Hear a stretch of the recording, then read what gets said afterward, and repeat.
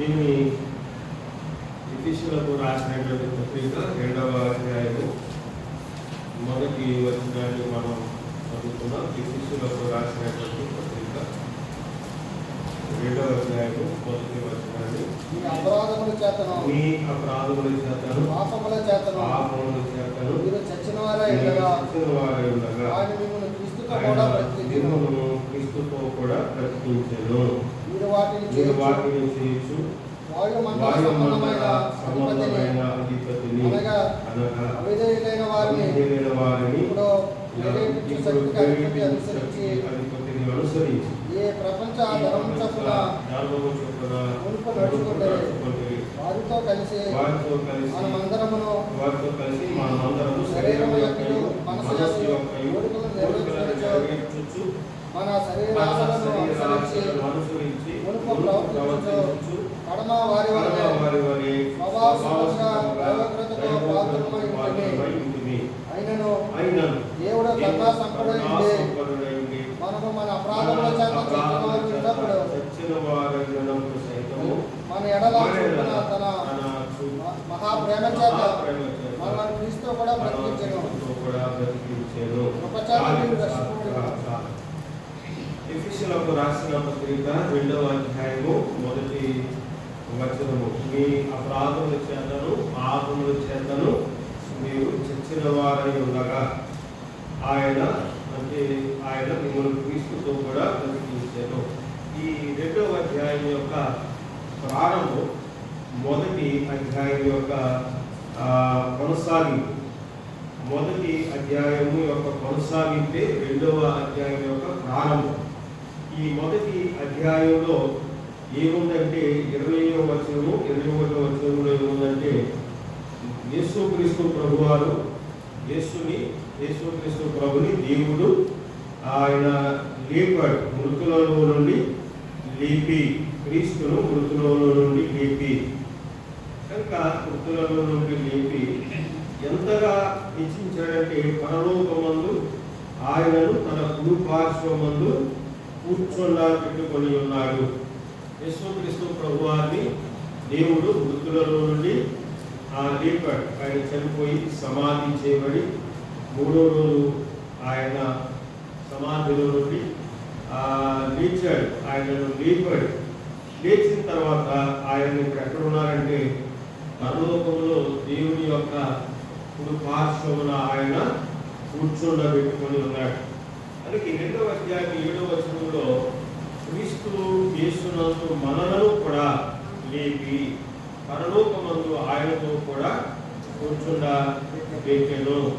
7వ వచనంలో కూడా ఏముందంటే యేసు ప్రభుని దేవుడు ఎలా లేపాడో అలాగే మనలను కూడా అంటే యేసు క్రీస్తునందు విశ్వాసం ఉంచినటువంటి మనలను కూడా దేవుడు ఏం చేశాడంటే మనం కూడా ఆయనతో పాటు మనలను కూడా లేపి అక్కడ కూర్చోబెట్టాడంట. మనల్ని పరలోకమందు ఆయనతో కూడా కూర్చుండబెట్టెను. అది అంటే ఇది ఎప్పుడైతే మనం ప్రభుని నమ్ముకున్నామో ప్రభుని నమ్ముకొని ఆయన విశ్వాసం ఉంచిన వాడు ఏం చేశాడు? బాప్తిస్మము. నమ్మిన వాడు ఏం చేస్తారు? బాప్తిస్మము పొందుతారు. కనుక మనం నమ్మి బాప్తిస్మము పొందాం. ఎప్పుడైతే మనం బాప్తిస్మము పొందామో అప్పుడు దేవుడు ఏం చేస్తున్నాడు? మనలను యేసు ప్రభుని లేపినట్టుగానే మనం కూడా లేపి పరలోకంలో ఆయన మనం కూడా కూర్చుండబెట్టాడు. ఈ బాప్తిస్మము అనేటువంటిది ఇలా లేపుతారు కదా, అది మరణానికి సాదృశ్యం. ఆంచి పెట్టడం తిరిగి లేపుతారు కదా, అది యేసుక్రీస్తు ప్రభు యొక్క మరి తిరిగి లేకపోవడానికి. అంటే మనం పాప విషయమే చనిపోయి నూతన జీవము కలిగిన వారమై నడుచుకున్నట్లుగా మనం లేకపోవడం. ఈ మాటలు రోమా పత్రిక 6వ అధ్యాయంలో చదివితే మీకు 6వ అధ్యాయంలో ఈ మాటలు ఉంటాయి. మనల్ని దేవుడు లేపాడు. ఇప్పుడు ఎలా లేపాడు అంటే ఎఫెసీ పత్రిక 2వ అధ్యాయంలో మీరు అపరాధముల చేతను పాపముల చేతను చచ్చిన వారై ఉండగా. ఎప్పుడు లేపాడు మనల్ని దేవుడు? మన పాపముల చేతను అపరాధముల చేతను మనం చచ్చిన వారై ఉండగా. అది అంటే మనం చచ్చిన స్థితిలో ఉన్నప్పుడు దేవుడు మనల్ని ఏం చేశాడు? ఆయన లేపాడు. ఆయన లేపాడు అంటే బ్రతికించాడు. మనం చనిపోయినటువంటి మనం చచ్చిన స్థితిలో ఉన్నప్పుడు ఆయన లేపాడు. ఆయన మనలను బ్రతికించాడు. ఈఫెసీ పత్రిక 4వ అధ్యాయంలో 18వ వచనంలో ఏముందంటే 4వ అధ్యాయం 18వ వచనం, తమ హృదయ కాఠిన్యము వలన అజ్ఞానం చేత దేవుని వలన కలుగు జీవములో నుండి వేరుపరచబడిన వాడే. అది అక్కడ మరి చనిపోయిన స్థితి అంటే దేవుని వలన కలుగు జీవములో నుండి వేరుపరచబడుట. దేవుని వలన కలిగేటువంటి జీవములో నుండి అంటే దేవునిలో నుండి వేరు చేయబడటమే చనిపోవడం. దేవునిలో నుండి వేరు చేయబడటమే చనిపోవడం. అదే అలాగా అంటే ఆది కాండంలో మనం చదివితే ఆది కాండము 2వ అధ్యాయం 2వ అధ్యాయము 17వ వచనంలో దేవుడు ఏం చెప్పాడంటే మీరు మంచి చెడ్డల నిర్వహించు వృక్షఫలము తినకూడదు. నీవు వాటిని తినుట నిశ్చయముగా చచ్చుదువని నరునికి ఆజ్ఞాపించెను అని. దేవుడు ఏదోను అనేటువంటి భూభాగంలో ఆదినరుడైనటువంటి ఆదాముని తనకు సాటి అయినటువంటి సహాయంగా అవ్వ తన భార్య అవ్వను ఏదోను వనంలో ఉంచాడు. ఏదోను అనే వాడితో సంతోషం, ఎంతో సంతోషంగా ఉండేవారు. ఎందుకంటే దేవుడితో సహవాసం. దేవుడు ప్రతి రోజు వారిని కలుసుకోవడానికి పరలోకంలో నుండి ఏదోను వనంలోకి దిగి వచ్చేవాడు. చూడండి, దిగి వచ్చేవాడు. అతను గొప్పవాడు. ఆయన భూమి మీద దిగి వచ్చేవాడు. నరుడు దేవుడు గొప్పవాడా నరుడు గొప్పవాడు అంటే దేవుడే గొప్పవాడు. మరి గొప్ప వాళ్ళ దగ్గరికి తక్కువ వాళ్ళ దగ్గరికి వెళ్తారు. గొప్ప వాళ్ళు తక్కువ వాళ్ళ దగ్గరికి రారు. ఏమండి, మనమే గొప్ప వాళ్ళ దగ్గరికి వెళ్తాం, గొప్ప వాళ్ళు మన దగ్గరికి రారు. కానీ దేవుని యొక్క ప్రేమ, దేవుడు గొప్ప. ఆయన సర్వాధికారి సార్వభౌముడైనది. ఆయన నరులను కలుసుకోవడానికి ఆయన దిగి వచ్చేవాడు. చాలా సంతోషంగా ఉండేది సహవాసం. ఆ తోటలో 3 రకాలైనటువంటి చెట్లు దేవుడు ఇచ్చినట్టుగా మొలికించినట్టుగా మాకు తెలియదు. ఒకటి ఆహారానికి మంచిది, రెండోది జీవవృక్షము, మూడోది మంచి చెడ్డల తెలివితేటలు ఇచ్చేటువంటి ఆ వృక్షం. దేవుడు ఈ షరతు ఏంటంటే ఈ అన్ని ఆహారాన్ని పనికొచ్చే చెట్లు ఏదైనా తినొచ్చు, కానీ మంచి చెడ్డల తెలివితేటలు ఇచ్చేటువంటి ఆ చెట్టు పండుని తినకూడదు అన్నాడు. ఎందుకు తినకూడదు? Cause and effect. తింటే ఏమవుతుందో చనిపోతాం. అది నిప్పు పట్టుకుంటే ఏమవుతుంది? ఎదుగు పట్టుకోకుండా కాలుతుంది. అది కాజ్ అండ్ ఎఫెక్ట్ కాలుతుంది. కనుక దేవుడు అన్నాడు అది తింటే నువ్వు చనిపోతావు అన్నాడు. అది తిన్నాకనే ఉన్నాడు, నిశ్చయంగా చనిపోతావు. తిన్నాడు. దేవుడు ఏదైతే తినవద్దన్నాడు దుష్ప్రేరణకు లోకి అపవాది అప్పటికి తోటలో ఉన్నాడు. వాడు దుష్ప్రేరణకు వారు గురి చేసినప్పుడు ఆ ప్రేరణకు లొంగిపోయి వారు ఏం చేశారు? ఆ పండును తిన్నారు. కనుక ఏమన్నాడు? తిన్న తర్వాత చనిపోతాం అన్నాడు. మరి చనిపోలేదు కదా, బ్రతికే ఉన్నారు కదా. 3వ అధ్యాయంలో 9వ వచనంలో దేవుడే యెహోవా ఆదామును పిలిచి నువ్వు ఎక్కడ ఉన్నావు? అందుకు అతడు నేను తోటలో నీ స్వరంలో దిగంబరగా ఉంది కనుక భయపడి దాక్కుంటుంది. ఇక్కడ దేవుడు 3వ అధ్యాయం 9వ వచనంలో ఆదాము బ్రతికే ఉన్నాడు కదా, దేవుడు ఆదామును పిలుస్తున్నాడు. ఆదాము కూడా స్పందించాడు దేవుడు మాటకి. నువ్వు ఎక్కడున్నావు ఆదాము అంటే, దేవా నీ స్వరం విన్నప్పుడు నేను దాక్కున్నాను, తోటలోనే ఉన్నాను కానీ దాక్కున్నాను, చెట్టు దాటి దాక్కున్నాను, భయపడి అన్నాడు. మరి బ్రతికే ఉన్నాడు కదా, చనిపోలేదు కదా అంటే అంటే ఆధ్యాత్మికమైన మరణం వచ్చింది. అంటే దేవుని ఆధ్యాత్మికమైన మరణం అది. దేవునితో ఎడబాటు వచ్చింది. దేవుని యొక్క జీవములో నుండి వేరు చేయబడి ఎడబాటు వచ్చింది. ఒక చెట్టు దాని చెట్టుకు ఉన్నటువంటి కొమ్మ ఆ చెట్టుతో ఉన్నంత కాలం ఎలా ఉంటుందని పచ్చగా ఉంటుంది. ఆ చెట్టులో ఉన్నటువంటి ఆ వేరు తీసుకున్నటువంటి నీళ్లు అవన్నీ కూడా కొమ్మలోకి వెళ్తూ ఉంటాయి, కొమ్మలోకి ప్రవహిస్తూ ఉంటాయి. ఇప్పుడు ఆ కొమ్మను మనం కట్ చేసామనుకోండి, ఆ కొమ్మను మనం అలాగా కత్తిరించామనుకోండి, కత్తిరించి అలా పక్కన పడేసిన అది ఎలా ఉంటుంది? ఆ పచ్చదనం రాళ్ళు ఒకేసారి ఎండిపోతుంది. రాళ్ళు అది ఏలుకోవాలి. అలాగా ఎప్పుడైతే మరి ఆధ్యాత్మిక మరణం వచ్చిందో వెంటనే మనిషి శరీరకంగా చనిపోలేదు. ఆదాము ఎంతకాలం బ్రతికాడు? మనం 5వ అధ్యాయంలో చదివితే ఆదాము బ్రతికిన దినములు 5వ అధ్యాయము 5వ వచనం. ఆదాము ఆది కాండం 5వ అధ్యాయము 5వ వచనం. బ్రతికిన దినములు 930 ఏళ్ళు. అప్పుడు అతడు మృతి పొందెను. వెంటనే చచ్చిపోలేదు. ఈ పండు కింద తిన్నానా నువ్వు నిశ్చయంగా చచ్చదు అంటే ఆధ్యాత్మికంగా చనిపోయాడు. ఆధ్యాత్మికంగా చనిపోయిన తర్వాత వెంటనే శరీర మరణం రాలేదు. మనం కట్ చేసిన వెంటనే ఎలాగని వెంటనే ఇరుక్కోదు, అలాగే వెంటనే శరీర మరణం రాలేదు. రాను రాను రాను రాను ఏమిటి మానవుడికి ఏమొచ్చింది? శరీర మరణం వచ్చింది. ఆదాము అంతకాలం బ్రతికాడు. శరీర సంబంధమైనటువంటి మరణము అనేటువంటిది వచ్చింది. అలాగనమాట.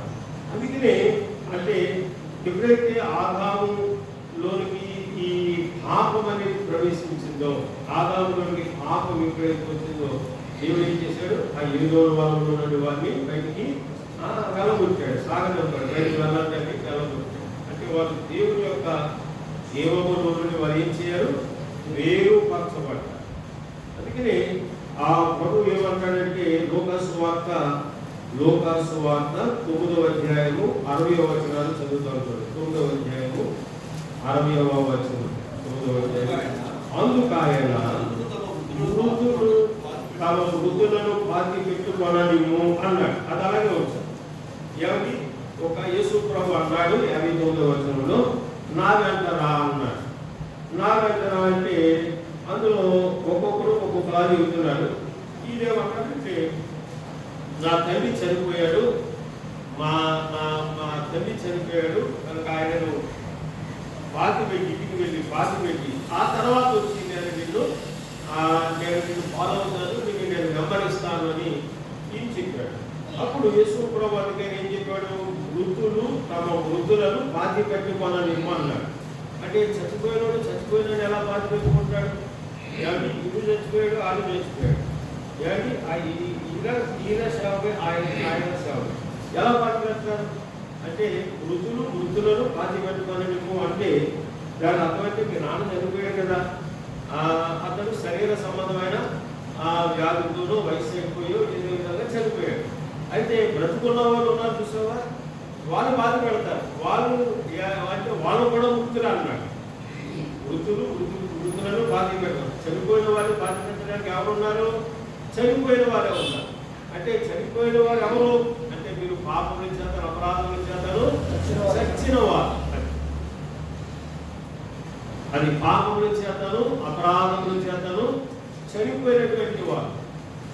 అది ఆ వారు నీవు జీవించుచున్నావనే పేరు ఉంది కానీ నువ్వు వృద్ధిని మాట్లాడుతున్నటువంటి ఆ కాంటెక్స్ట్ వేరు మాకు.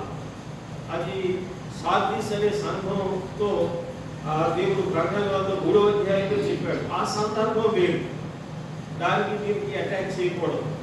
ఆ కాంటెక్స్ట్ వేరు అన్నమాట. నీవు జీవించుచున్నావనే పేరు మాత్రం ఉన్నది కానీ నీవు మృతులవే. అది ఎవరిని ఉద్దేశించి చెప్పాడంటే దేవుడు సంఘములో ఉన్న వారిని ఉద్దేశించి చెప్పిన మాట. లోకములో ఉన్న దేవుడిని ఎరగన వారిని ఉద్దేశించినటువంటి మాట కాదు. అంటే సంఘములో ఉన్నటువంటి వారు ఎలా ఉన్నారంటే దేవుని సంఘములో ఉన్న వారు ఎలా ఉన్నారంటే మృతులుగానే ఉన్నారు. వారు ప్రార్థన చేస్తున్నా, బైబిల్ చదువుతున్నా, ప్రసంగాలు చేస్తున్నా, మరి మీటింగ్లు పెట్టుకుంటున్నా, కానుకలు అర్పిస్తున్నా, వారు ఎలా ఉన్నారంటే మృతులుగానే ఉన్నారు. నీ క్రియలు నేను ఎరుగుదును అంటాడు ఆ సాత్విక సంఘములో ఉన్న వారు. దానికి దీనికి పోల్చకూడదు. ఇది వేరు. ఈ మృతులు అంటే చనిపోయిన వారు ఉన్నారు. ఇంకా వారు దేవుడిని పాపములో ఉన్నవారు, వారి యొక్క పాప క్షమాపణ పొందనటువంటి వారు, ప్రభు యేసుక్రీస్తు యొక్క సువార్తనందు విశ్వాసం ఉంచినటువంటి వారు, రక్షణ పొందినటువంటి వారు మృతులు అన్నాడు. మృతులను పాతి పెట్టుకొను నిమ్ము, నీవు వచ్చి నన్ను వెంబడించుము అన్నాడు అన్నమాట. కనుక మనము మరి పాపముల చేతను అపరాధముల చేతను చచ్చినటువంటి మనలను దేవుడు ఏం చేశాడు? మనల్ని ఆయన బ్రతికించాడు. ఎలా బ్రతికించాడు అంటే ప్రభు యేసుక్రీస్తునందు ఎప్పుడైతే మనం విశ్వాసం ఉంచామో అప్పుడు మన పాప పాప విషయమే మనము మృతులము, దేవుని విషయమే మనమే సజీవులుగా ఎంచుకోవాలి. ఇప్పుడు మనం మృతులము కాదు, మనము సజీవులము అని. సజీవుడైన దేవుడు, మనము సజీవుడైనటువంటి దేవుని యొక్క పిల్లలము, సజీవుడమైనటువంటి దేవుని యొక్క పిల్లలము. చూడండి, అర్థమైంది అక్కడికి. ఎఫెసీయులకు రాసినటువంటి పత్రికలో మనం చూడండి, ఎఫెసీయులకు రాసినటువంటి పత్రిక, ఎఫెసీయులకు రాసినటువంటి పత్రిక 2వ అధ్యాయములో 2వ అధ్యాయములో చూడండి, 2వ వచనం నేను చదువుతున్నాను, గమనించండి. మీరు వాటిని చేయొచ్చు, వాయుమండల సంబంధమైన అధిపతిని అనగా అవిధేయులైన వారిని మీరు ప్రేరేపించు శక్తికి అధిపతిని అనుసరించి ఈ ప్రపంచ ధర్మము చొప్పున మునుపు నడుచుకోండి. వారితో కలిసి మనమందరము శరీరం యొక్క మనసు యొక్క కోరికలను నెరవేర్చుతూ మన శరీరాశలను మునుపు ప్రవర్తించు. ఇక్కడ మునుపు అనే మాట 2 సార్లు వచ్చిందో చూడండి. అంటే మనం ఇప్పుడే ప్రభు అయిన యేసు క్రీస్తుని మనం నమ్ముకోక మునుపు, యేసు ప్రభుని మనము దేవుడుగా రక్షకుడుగా అంగీకరించక మునుపు అని. అప్పుడు మనం ఎలా ఉండేవాళ్ళం అంటే మనం ఏం చేసేవాళ్ళం? ఇక్కడ అనుసరించడానికి మాట 2 సార్లు వచ్చిందో చూడండి. నేను చూస్తున్నా, అవిధేయులైన 2వ వచనం అనగా అవిధేయులైన వారు ప్రేరేపించే శక్తికి అధిపతిని అనుసరించి. యేసు ప్రభువుని నమ్ముకొనక మునుపు మనము ఎవరిని అనుసరించేవాళ్ళం అంటే అపవాదిని అనుసరించి, అపవాదికి విధేయులుగా ఉండేవాళ్ళు, అంటే దుష్ప్రేరణకు ఉండేవాళ్ళు. అపవాది ఏం చేస్తారు? మనల్ని అపవాదిని అనుసరించడం అంటే వాడు దుష్ప్రేరణ చేస్తారు. మన హృదయాలను చెడ్డవాటి కొరకు ప్రేరేపిస్తాడు, మంచి వాటి కొరకు. ఇప్పుడు అపవాది మంచి వాటిని చేయడం వాటికి తెలియదు, వాడు ఏది మంచి కొరకు, వాడు దుష్ప్రేరణ. మన ప్రభువుని నమ్ముకోను వాడిని అనుసరించే వాళ్ళు. తర్వాత 3వ వచనంలో శరీరాశలను అనుసరించి, అది 2సారి అపవాదిని అనుసరించి, తర్వాత శరీర ఆశలను అనుసరించి మునుపు ప్రవర్తించేవాళ్ళు, మునుపు నడుచుకునేవాళ్ళు, మునుపు ప్రవర్తించేవాళ్ళు. ప్రభుని అంగీకరించక మునుపు మనం ఎలా ఉండేవాళ్ళం అంటే దేవునికి అవిధేయులుగా ఉండేవాళ్ళం.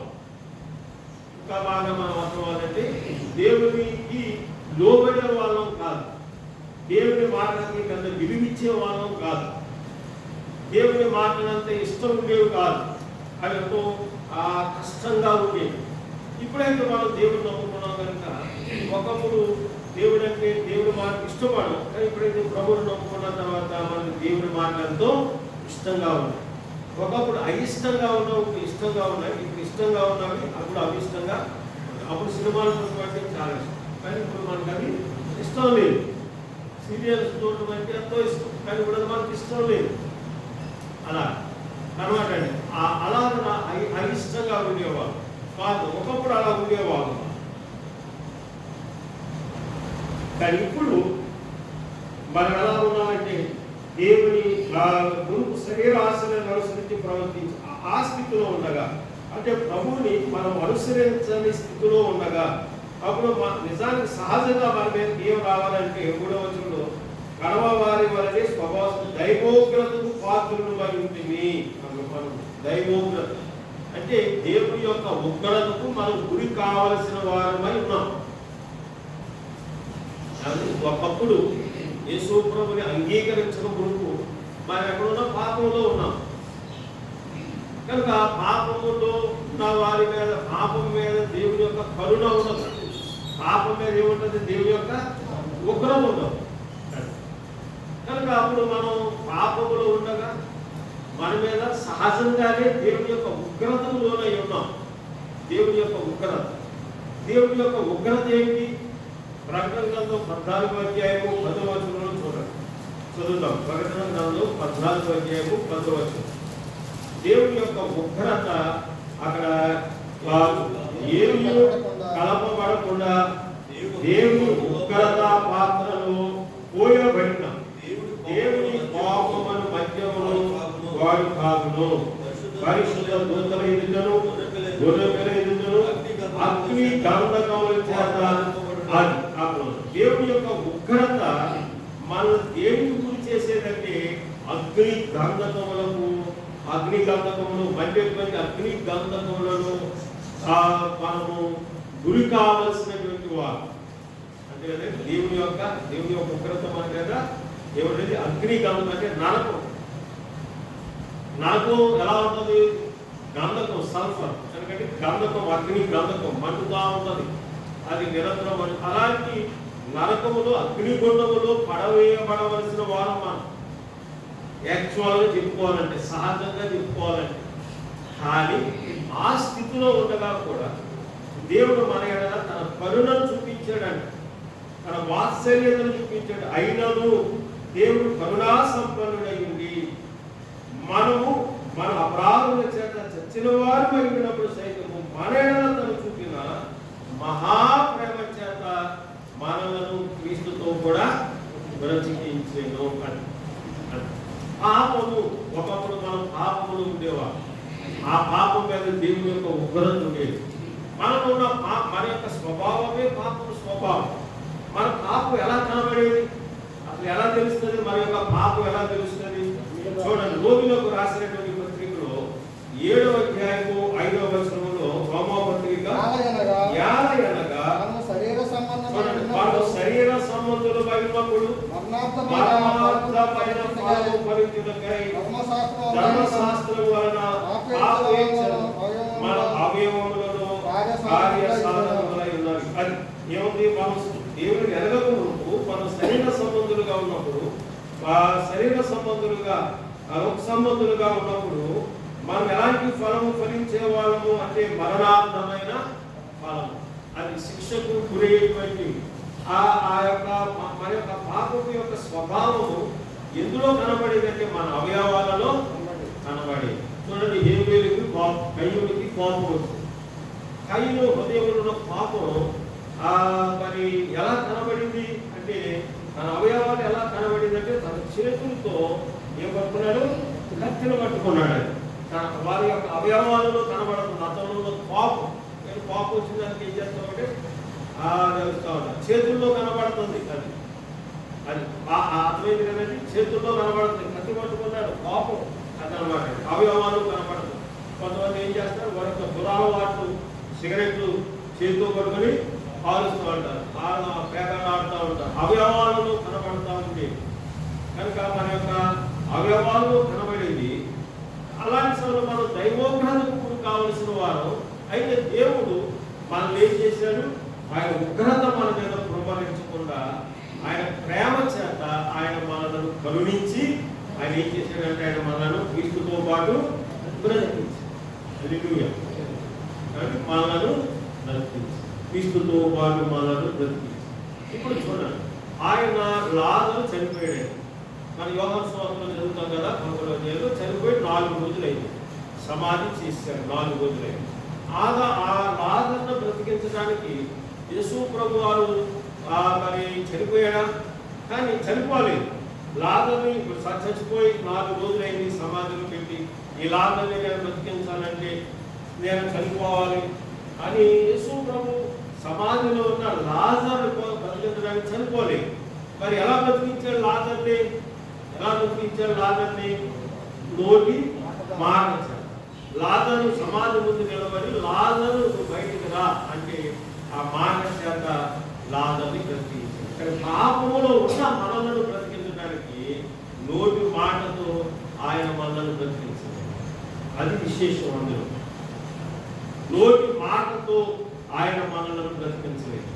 మా పాపముల చేతను అపరాధముల చేతను చచ్చినటువంటి మనలను బ్రతికించడానికి దేవుడు నరుడుగా ఈ లోకానికి వచ్చి ఆయన శరీరమును దాల్చి మన కొరకు ఆయన ఏం చేశాడు? ఆయన శిలువలో తన ప్రాణమును అర్పించాడు. తెస్సలోనికీయులకు రాసినటువంటి పత్రిక, మొదటి పత్రిక 5వ అధ్యాయం, తెస్సలోనికీయ సంఘానికి పౌలు రాసినటువంటి పత్రిక 5వ అధ్యాయం 10వ వచనం చదవండి. 10వ వచనం.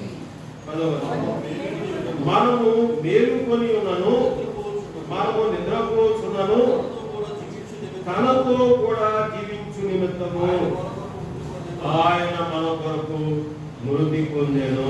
హల్లెలూయా. అని మనము ఆయనతో పాటు జీవించు నిమిత్తము, ఆయన ఎలా ఉన్నా చనిపోయి సమాధి నుండి తిరిగి లేచి ఆయన ఎలాగున నేడు తండ్రి కుడిపార్శ్వన పరలోకములో ఎలాగున సజీవుడుగా ఉండి ఉన్నాడో అలాగే మనం కూడా ఆయనతో పాటు జీవించున్నట్టు. ఆయన మన కోసం ఏం చేశాడంటే ఆయన ఏం చేశాడు? ఆయన చనిపోయాడు. ఆయన మన కొరకు తనతో కూడా జీవించు నిమిత్తము ఆయన మన కొరకు మృతి పొందాడు. ఆయన మన కోసం చనిపోయాడు అంటే మన పాపములోను అపరాధములోను చచ్చిన మనలను బ్రతికించడానికి ఆయన ఏం చేశాడు? ఆయన చనిపోయాడు. ఎంత ప్రేమ చూపించాడంటే ఎవరు చనిపోతారంటే మన అప్పు తీర్చమని అవ్వదు. అలాంటిది మన కోసమే చనిపోయాడంట. ఆయన చనిపోయింది ఆయన కోసం కాదు. అందుకే గుడ్ ఫ్రైడే అంటే చనిపోవడం మన దేశంలో అశుభం. ఆ వార్త చెప్పడానికి కూడా కొంచెం సంకోచిస్తారు మనుషులు. చనిపోయిన వార్త యాది చెప్పే ముందు అంత అశుభం, అది శుభం కాదది. కనుక మన దేశంలో ఆచారం ఏంటంటే కొంచెం చెప్పడానికి సంకోచిస్తారు. అదేం శుభవార్త కాదండి. కానీ యేసు ప్రభు యొక్క మరణం గుడ్ ఫ్రైడే అంటారు. శుభవార్త ఇది మరణం శుభవార్త ఎలా అవుతుందండి? గుడ్ ఫ్రైడే ఎలా అవుతుంది? యేసు ప్రభు చనిపోయే రోజు గుడ్ ఫ్రైడే ఎలా అవుతుంది అంటే అదే పాపముల చేతను అపరాధముల చేతను చచ్చిన మనను బ్రతికించడానికి ఆయన చనిపోయాడు. కనుక మనకు అది ఏమైంది? మంచి రోజు అయింది. గుడ్ ఫ్రైడే అయింది. మనకు మంచి రోజు అయింది. లేకపోతే చనిపోవడం అశుభం, అది మంచి రోజు కాదు. కానీ యేసు ప్రభు యొక్క మరణం అది మంచి. ఆయన చనిపోకపోతే మనకు మోక్షం లేదు. మనము జీవించే వాళ్ళం కాదు. ఆ పాపములోనే ఉండి మీరు మీ పాపములోనే చనిపోయి నశించి ఎక్కడికి వెళ్ళేవాళ్ళం? మనం నరకానికి వెళ్ళేవాళ్ళం. కానీ దేవుడు ఆ ఉగ్రతలోనికి అగ్నిగుండంలోకి వెళ్ళేవాడు. అందుకే దేవుడు ఎలా ఆరాధించాలి? దేవా, నేను పాపములను అపరాధములను నేను చచ్చిన వాడినై ఉండగా నాయన అలాంటి స్థితిలో నాయన నీ ఉగ్రతకు నేను గురి కావలసి ఉండగా, నేను నరక శిక్షకు లోనవ్వాల్సిన వాడినై ఉండగా నీ మహాప్రేమ చేత అయినను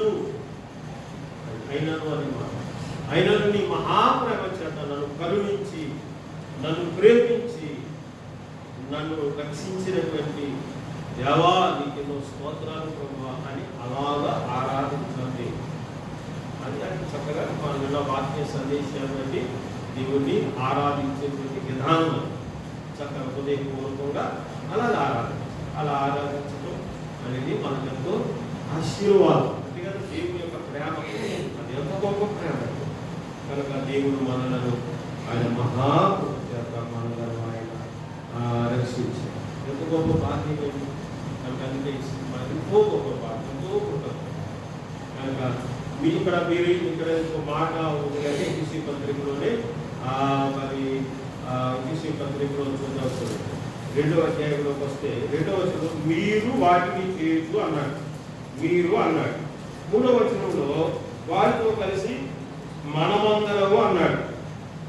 మీరు అనే మాటకి మనమందరం అనే మాటకి మొట్టమొదట మీరు అన్నాడు, ఆ తర్వాత మనమందరం అన్నాడు. మీరు ఎలా ఉండేవారంటే అవిధేయులుగా ఉండేవారు.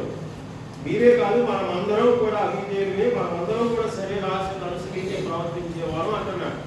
మీరు అనే మాట ఎవరు ఉద్దేశించి మాట్లాడాడంటే అన్యులు యేసు ప్రభువుని ఎరగిన వారు ఉద్దేశించి మాట్లాడారు.